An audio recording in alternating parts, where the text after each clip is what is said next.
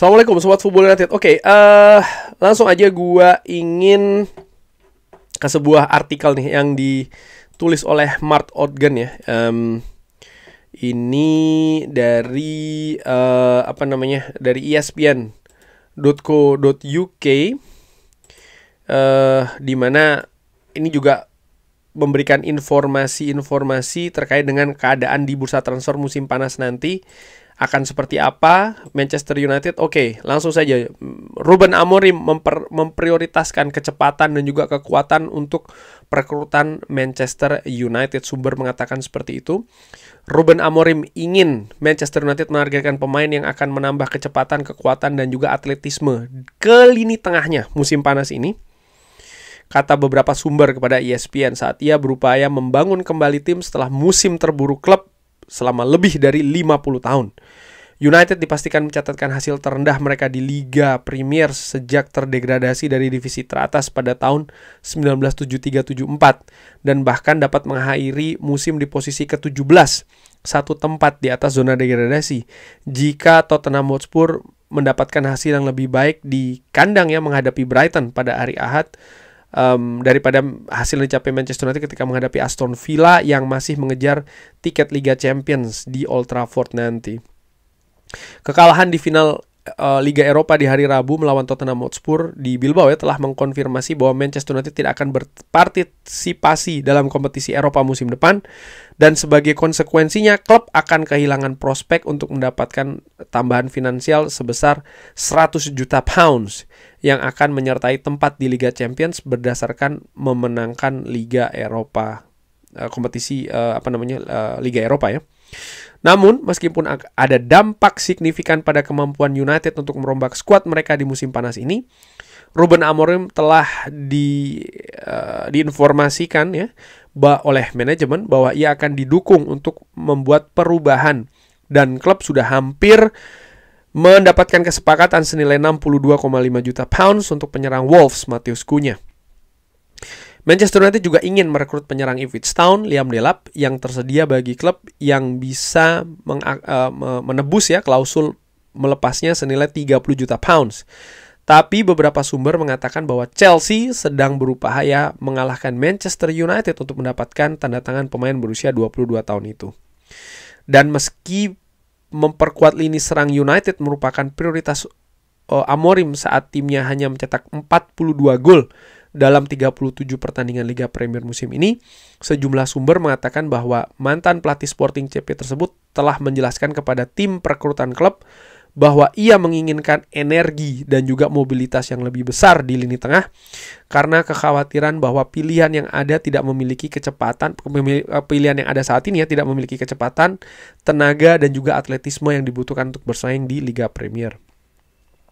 Berbagai sumber mengatakan bahwa Amorim memasuki final Liga Eropa dengan rasa khawatir terhadap kemampuan timnya untuk menandingi Tottenham Hotspur secara fisik di Bilbao, dan ketakutan tersebut terbukti di lini tengah dan lini serang.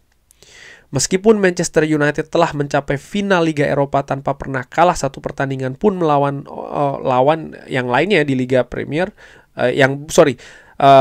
tanpa pernah kalah melawan lawan yang non Liga Premier, kelemahan domestik mereka, United hanya mengalahkan Ipswich dan juga Leicester yang terdegradasi di Liga Premier sejak akhir Januari, dan ini muncul kembali ketika menghadapi Tottenham Hotspur. Namun, dengan Manchester United yang menghadapi jadwal yang hanya terdiri dari pertandingan domestik musim depan, Amorim ingin timnya memiliki kemampuan atletisme yang dibutuhkan untuk bersaing melawan tim Liga Premier yang menurutnya telah kurang sejak dia datang di bulan November ya. Oke, itu tadi yang dikatakan bahwa ada kecepatan dan juga energi yang menjadi prioritas lini tengah Manchester United, dan ini diinginkan oleh Ruben Amorim untuk lini tengahnya musim depan. Manchester United menurut gue sedang berupaya untuk mendatangkan pemain-pemain prioritasnya untuk lini serang, dan bisa jadi setelahnya memang prioritasnya ada di lini tengah. Yang gue harapkan nomor satu dulu datang dulu nih pemain-pemain penyerangnya, Matheus Cunha misalnya ya, semoga bisa cepat datang. Lalu penyerang itu juga penting. Siapa nih pemain nomor 9 yang akan mengisi lini depan Manchester United yang menambah kualitas? Lalu kejelasan pemain-pemain yang ada saat ini. Bagaimana dengan Rasmus Højlund? Bagaimana dengan Joshua Zirkzee? Bagaimana dengan Garnacho? Menurut gue ini juga menjadi tantangan bagi manajemen Manchester United. Di samping ya pemain-pemain saat ini yang sedang dipinjamkan. Anthony, seperti apa nih dengan Betis? Akankah Betis datang dengan tawaran atau seperti apa? Tawaran permanen maksud gue ya. Sancho, bagaimana dengan Chelsea? Akankah Chelsea lebih memilih untuk membayar denda atau akan mengambilnya secara permanen? Artinya denda ketika mereka memutuskan tidak mengambil secara permanen, maka mereka harus membayar denda ya kan kepada Manchester United. Lalu juga Rashford nih, bagaimana Rashford? Bagaimana masa depannya? Akankah ke Aston Villa? Akankah ke Barcelona? Akankah tetap bersama dengan Manchester United lalu dipinjamkan lagi? Seperti apa? Ini merupakan hal yang harus dilakukan oleh manajemen. Dan menurut gua situasi Ruben Amorim, situasi Manchester United musim depan akan sangat besar juga ditentukan oleh pergerakan manajemen menurut gue di bursa transfer musim panas ini. Apalagi dengan adanya keterbatasan ya, Manchester United tidak berlaga di Liga Eropa, artinya ada ketertarikan yang berkurang misalnya karena tidak bermain di Liga Champions, belum lagi dari sisi finansial dan lain-lain. Ini tantangan besar dari manajemen. Di samping juga menurut gue secara dengan amatiran ingin melihat kompetensi dari manajemen Manchester United di situasi seperti ini. Nah, terkait dengan situasi lini tengah tadi yang disampaikan oleh Mark Odgen, ya gue sepakat sih, memang lini tengah Manchester United musim ini nampak, terutama di akhir-akhir musim ya, comeback yang luar biasa dari seorang Casemiro. Sempat tersingkir, lalu dia kembali lagi, bisa tampil dengan oke. Tapi situasi musim depan, menurut gue, dengan apa yang ditunjukkan oleh Casemiro di awal musim ini dan juga musim kemarin, sangat riskan kalau Manchester United kembali hanya mengandalkan Casemiro. Belum jelas masa depan Casemiro akan seperti apa, tapi apapun itu, katakanlah Casemiro tetap berada di Manchester United atau tidak, klub harus mendatangkan pemain baru, menurut gue, di lini tengah. Manchester United butuh, seperti yang dikatakan tadi ya, atletisme, energi, kecepatan, pemain tengah seperti ini. Karena profil pemain tengah di sistem 3-4-2-1, yang gue saksikan secara ringan amatiran ya, pemain tengah ini tidak bisa hanya kuat dari satu sisi, artinya dari sisi defensif. Bisa melakukan duel, merebut bola, tackling, interception. Iya, tapi tidak cukup itu juga. Tidak cukup itu saja, Mereka juga harus memiliki kreativitas. Mereka juga harus memiliki kemampuan melakukan umpan dengan bagus. Mereka juga harus memiliki kemampuan bergerak dengan sangat cair dari belakang ke depan, depan belakang. Ini harus mereka miliki. Dan nampaknya situasi ini juga tidak kalah pentingnya dengan posisi penyerang Manchester United. Kita bisa berbicara terkait dengan ya kiper harus diganti, back juga begitu, bla bla bla. Menurut gua itu prioritas nomor sekian.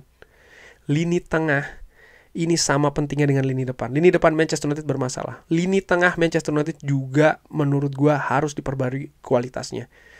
Kalau tidak bisa melakukan segalanya di bursa transfer musim panas ini dengan alasan finansial utamanya ya, gua melihat dua lini ini ternyata memang Manchester United butuh perbaikan dengan prioritas yang besar, lini depan dan juga lini tengah.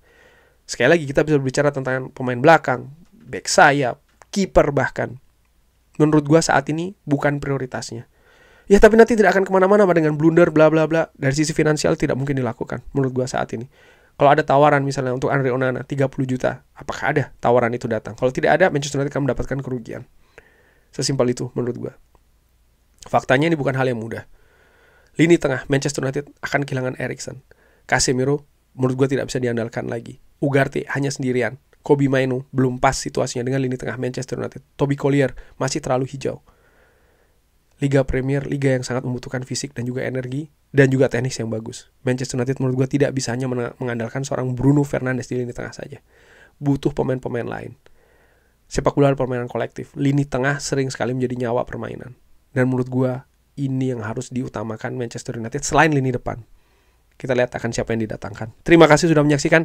Jangan lupa like, share, dan juga subscribe. Wassalamualaikum warahmatullahi wabarakatuh. Thank you.